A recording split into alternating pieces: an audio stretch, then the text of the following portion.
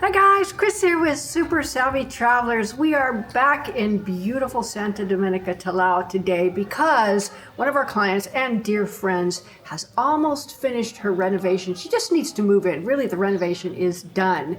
And this was a beautiful project, and we followed her all the way through the project. And now we are so happy because you can see the sort of during, which is really more the after, but before the furniture goes in, and we can explain to you everything that was done, show you the beautiful features of this house, and you'll get a really good idea of exactly what it's like to renovate in Italy.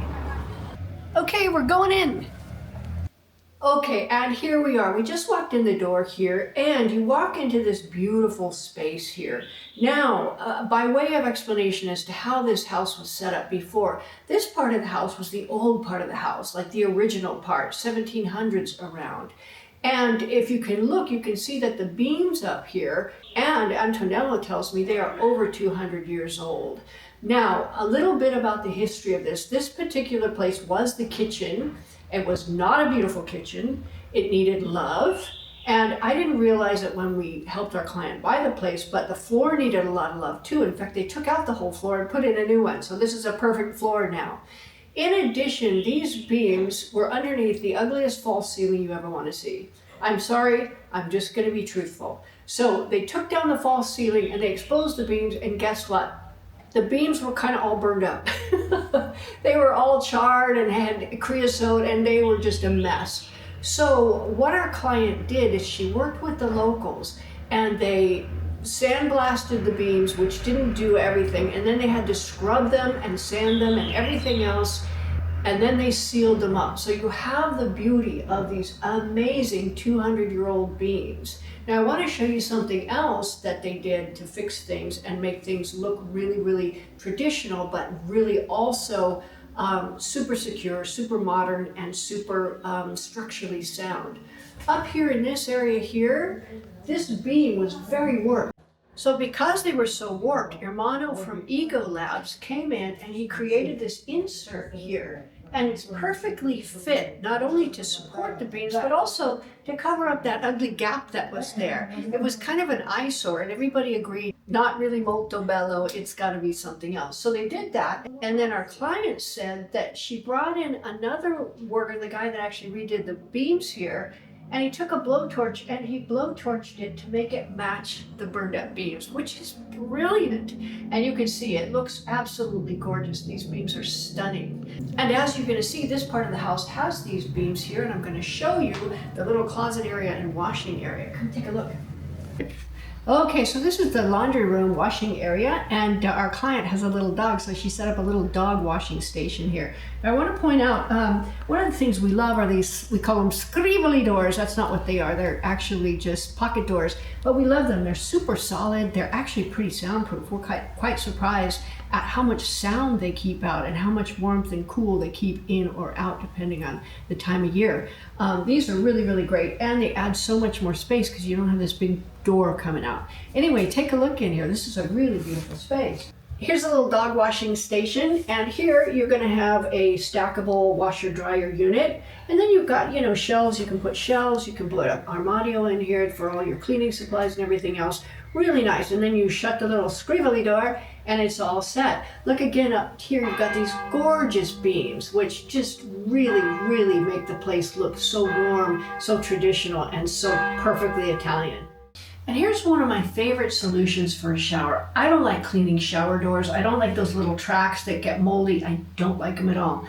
So this particular option is very, very easy to clean. It's basically a very big shower pan that's put in so you have a lot of space in the shower, and then one piece of glass here. There's no moving parts, there's no opening and shutting, there's nothing. And you put your little rug out here and you've got a big, beautiful shower, super easy to clean. All you have to do is clean the glass when you're done, and you're all set. Super comfy, super beautiful, super clean looking. I love this bathroom. And take a look at the details in this particular house.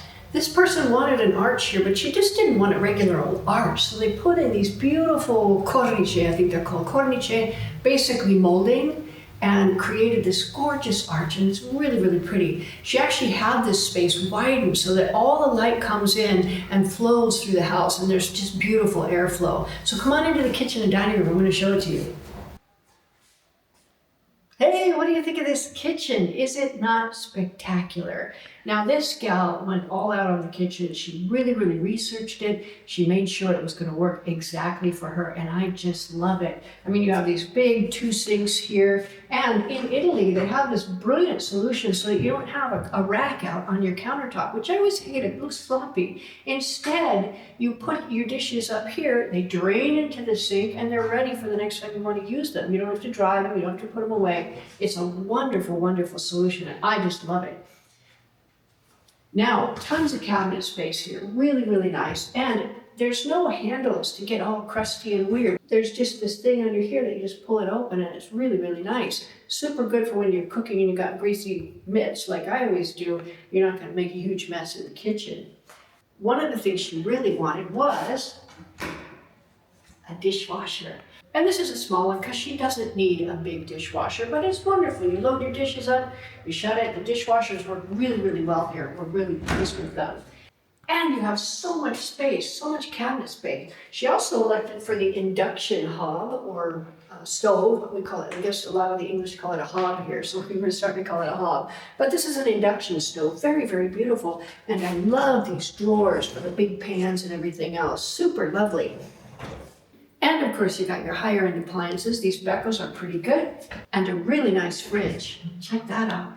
Oof, super nice. I love this kitchen. I love it so much. And then you've got plenty of room for a table and a sofa, a nice living space, a nice dining space, and a spectacular kitchen. Okay, I wanted to show you these doors. These are custom made. We call them scorrevoli, but they're actually scorrevole, which means rolling or, these pocket doors. And I want to point out that these are really solid. In fact, we heard the bells when we shut these pocket doors. You could barely hear the bells after that. The pocket doors really cut out so much sound. It's really, really nice. Now, this is the bedroom in here, so she can leave these open when she wants a lot of space, or if there's guests, or let's say she has to make a bed, she can shut these and entertain in this area here. But I would make the bed and leave them all open because this is a beautiful, beautiful opening. She had this made wider, so more light came in, more airflow, really beautiful. Now this is the bedroom. Come take a look.